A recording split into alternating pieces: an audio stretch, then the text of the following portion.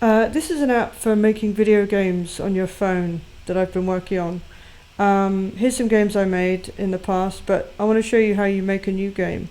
So you start from this kind of starter, sort of hello world simple game, and you just tap a record button, you wait, and you just describe the game. So we're making a space shooting game. The player's ship is a small white triangle.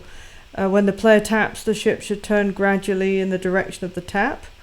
The ship should constantly boost in the direction it's facing, and it should blast a dense, kind of fiery rocket trail of particles with some spread behind it. And make sure to make the turn speed and boost speed configurable. Then we just put the phone down, go and do something else while it generates. Alright, really nice. So we've got kind of this first version of the game working now. We can fly the spaceship around, we've got cool particle effects. And maybe coolest, we have these settings that we can tweak. So, for example, if we want the spaceship to have a tighter turning circle, then we can just tweak that setting. It feels a little too tight, actually. And we can also change its rocket speed. And so in this way, we can get the LLM to give us tweakable parameters that we can change without needing to reprompt. So we can make really fast iterations. So that's great. Now let's do another kind of change to turn it more into a game. Add 3 green circle enemies to the things data file, and they should pick a random point on the screen and fly there, and then pick a new point to fly to.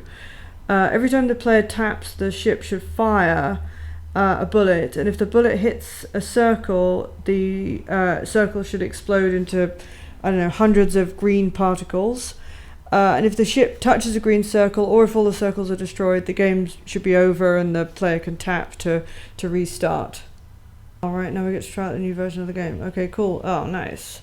So we've got some cool explosions, we've got the enemies, and that's super fun. But you'll notice that if we start the game again, then we can pause, and those enemy starting positions don't feel quite right to me. I kind of want them to start a bit further away from the player. So what I can do is just kind of treat the editor kind of like a real level editor and just position these enemies to start over here in the game.